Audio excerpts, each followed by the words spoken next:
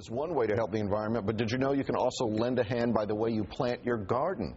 Melanie is checking in with Derek Thomas again for a look at his progress on replanting a patch of land outside of our studios. Melanie. Hey, Tony. So, Derek, you've had the soil prepped. Right. We've done the soil prep, and that's very, very important because as we were talking about in the last segment, we're planting in what can be a pretty hostile environment.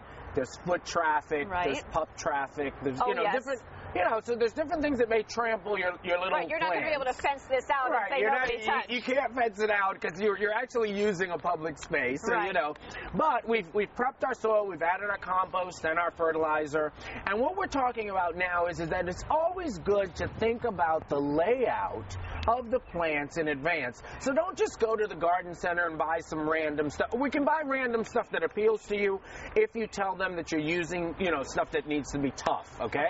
But so once you get that part done, then you want to lay it out. We've already planted our Japanese maple, so it's in, and what we've kind of done is, that's going to be our focal point.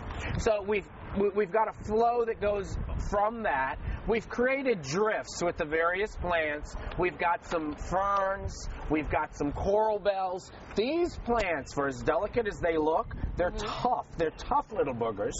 And we've got some ornamental grasses. This grass is a carex.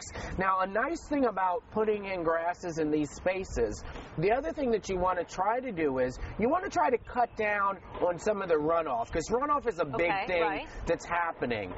And when you've got such a small planting area, when it rains really hard, the rain tends to come straight across. So we've also built the soil up. But grasses have fibrous roots that will help to absorb the water as it comes across and not have it completely run off. So when you're doing a layout, are there any do's and don'ts as far as, or is it whatever is appealing to you? Well, what you want to make sure is things that are going to be tall. Know your plants. So things that are going to be tall, like say if you put in some echinacea and it's going to get to be 3 feet tall, you don't want to put that at the front of the design, because then when it grows in, even though when you get it, it may only be a couple of inches tall, when it grows in, it will end up outpowering everything else.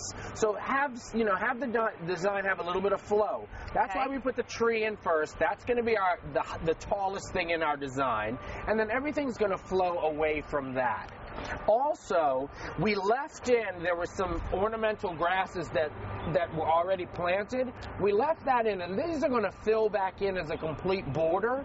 So there will be a nice border, and there's a space that we've left in the front so that if you want to put some pop, like some, just maybe some color, or say this is the front of your house that you've decked out, you want to go ahead and have a little bit of pop. Okay, great. Well, so in the next segment, we're going to talk about actually putting them in the ground. Well, the next segment, it's going to be, they're going to be in the ground, and we're going to talk about the finished product. Okay, great. Tony, back to you. All right, Melanie, thank you very much. Coming up, changes are on the way for the airline industry. Doug.